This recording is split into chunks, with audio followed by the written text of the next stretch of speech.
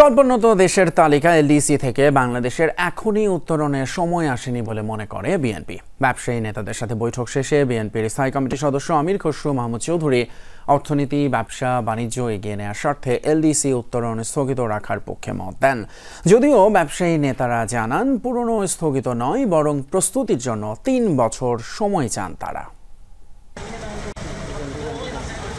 জামায়াতের আমিরের সাথে বৈঠকের পর এবার বিএনপি মহাসচিবের সাথে বৈঠক করেন বিজিএমই সভাপতি সহ দেশের শীর্ষ ব্যবসায়ী নেতারা। রাজধানীর গুলশানে বিএনপি চেয়ারপারসনের কার্যালয়ে এই বৈঠক হয়।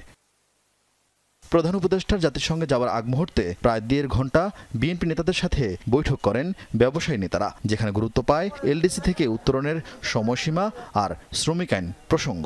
বিনিয়োগ, ব্যবসা, বাণিজ্য যদি আমরা অব্যাহতভাবে এগিয়ে যেতে চাই, যে নতুন বাংলাদেশের স্বপ্ন আমরা দেখছি, তাহলে এই মুহূর্তে এলডিসি গ্র্যাজুয়েশনটা আমাদের স্থগিত রাখার জন্য সবার আমরা আলোচনা করেছি। এই মুহূর্তে স্থগিত রাখার প্রয়োজনীয়তা আছে। গত ৮ বছরের নানা প্রক্রিয়া আর একাধিক মূল্যায়ন শেষে ২০২৬ সালের ২৪ নভেম্বর এলডিসি থেকে বের হবে বাংলাদেশ, এমন সিদ্ধান্ত জাতিসংঘের। এই জন্য সরকারকে প্রস্তুতির অগ্রগতি জানাতে ৩১ অক্টোবর পর্যন্ত সময়সীমা বেঁধে দিয়েছে জাতিসংঘ। কিন্তু ব্যবসায়ীরা চান আরও ৩ বছর সময়। এলডিসি গ্র্যাজুয়েশন আমরা পোস্টপোন করতে চাই না, আমরা ডেফারমেন্ট চাই। সেটাও বলেছি নির্দিষ্ট মাত্র ৩ বছরের জন্য, এবং ৩ বছর ডেফারমেন্ট এই জন্য লাগবে, আমরা এখনও প্রস্তুত না। এর মধ্যে একটা আছে ফলসিফাইড যে ডাটার ভিত্তিতে করা হয়েছিল, এটা হচ্ছে মূল বিষয় হচ্ছে আমাদের ইনফ্রাস্ট্রাকচার এখনও রেডি না।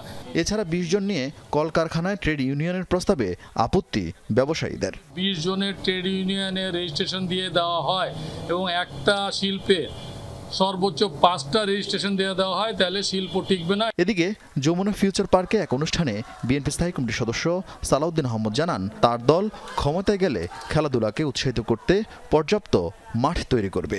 খেলাধুলার জন্য পর্যাপ্ত মাঠের ব্যবস্থা করতে হবে, করার প্রতিশ্রুতি আমাদের আছে সারা দেশে। আরেফিন শাকিল, যমুনা নিউজ, ঢাকা।